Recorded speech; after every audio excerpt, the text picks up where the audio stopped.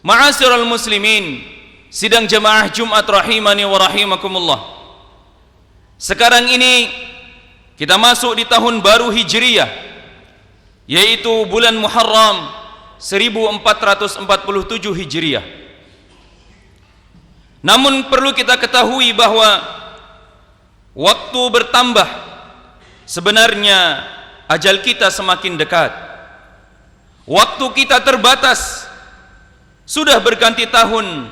Harusnya kita renungkan bahwa umur kita ini terbatas.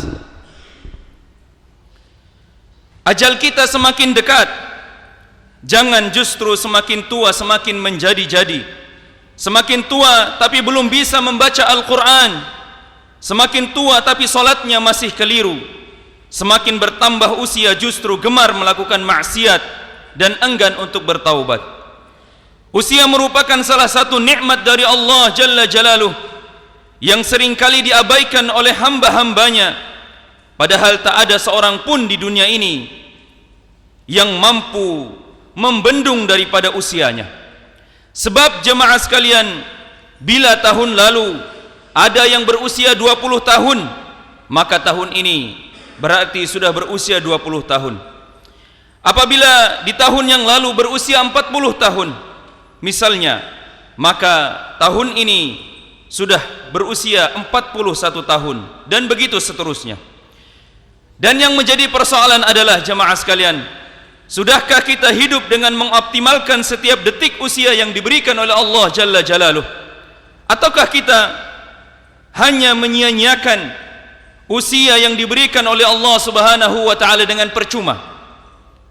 Pertanyaan ini sangat penting jemaah sekalian, mengingat umat Islam masih banyak yang terjebak dengan kemacetan berpikir tentang potensi usia yang dimilikinya. Banyak yang mengira bahwa ia akan hidup kekal abadi selama-lamanya. Banyak yang mengira usianya masih ada tahun depan, sehingga menunda-nunda taubat, masih zalim kepada orang lain, masih sering mengabaikan perintah Allah Jalla Jalaluh. Padahal jika setiap kita menyadari bahwa betapa kehidupan dunia ini hanyalah singgah sekejap mata saja, niscaya kita akan menangis menyaksikan kain kafan kita sedang ditenun dan tengah dipersiapkan.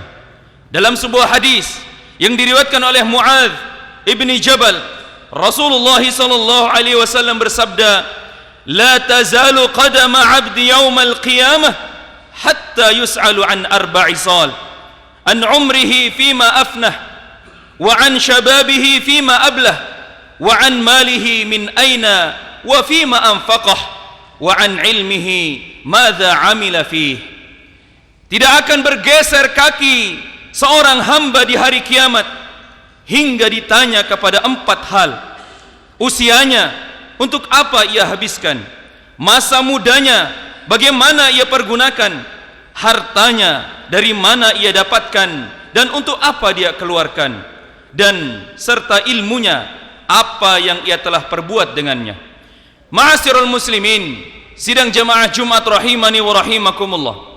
Ternyata jamaah sekalian, setiap umat manusia akan ditanya oleh Allah Jalla Jalaluh tentang usia yang telah diberikan kepadanya. Bahkan secara lebih spesifik, secara khusus, akan juga ditanyakan oleh Allah Subhanahu wa ta'ala tentang usia muda kita. Apa yang telah kita lakukan sepanjang masa muda kita?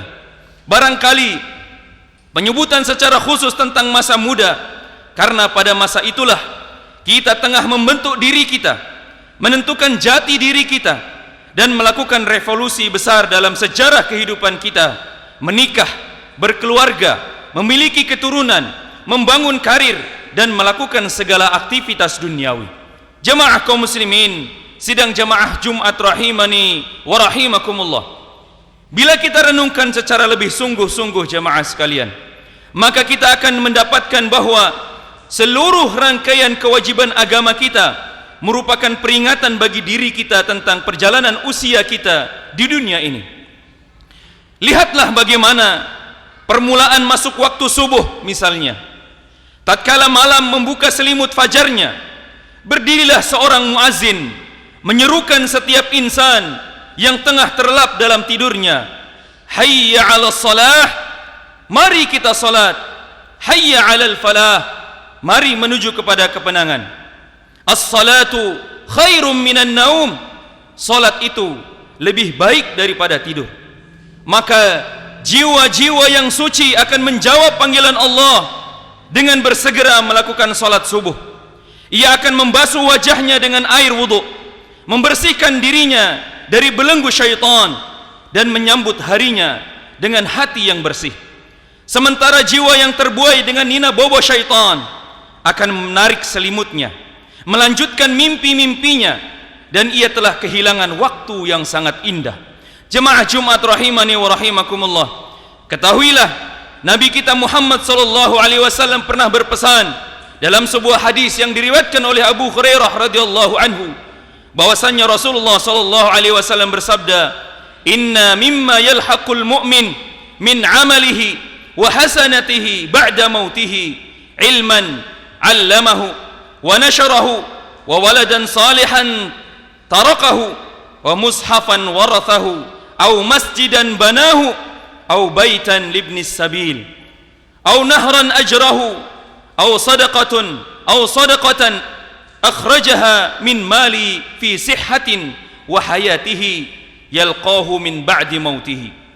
Sesungguhnya kata Rasulullah, yang didapati oleh orang-orang yang beriman dari amalan-amalannya dan dari kebaikan-kebaikan yang ia lakukan setelah ia meninggal dunia adalah ilmu yang ia ajarkan dan sebarkan, anak saleh yang ia tinggalkan, mushaf Al-Quran yang ia wariskan, masjid yang dia bangun, rumah bagi ibnu sabil, sungai yang dia alirkan, sedekah yang ia keluarkan dari harta yang halal ketika ia sehat dan masih hidup. Semua itu akan dikaitkan dengannya setelah kematiannya. Hadis riwayat Ibnu Majah. Jemaah sekalian, oleh sebab itu jadikanlah umur kita yang kita miliki saat ini untuk meninggalkan bekas-bekas yang baik.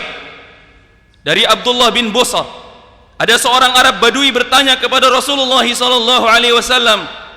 Kata dia, "Wahai Rasulullah, siapakah manusia yang paling baik?" Kemudian Rasulullah sallallahu alaihi wasallam mengatakan, "Man tala umruhu wa hasuna amaluhu." Orang yang paling baik adalah orang yang panjang umurnya dan baik amalnya.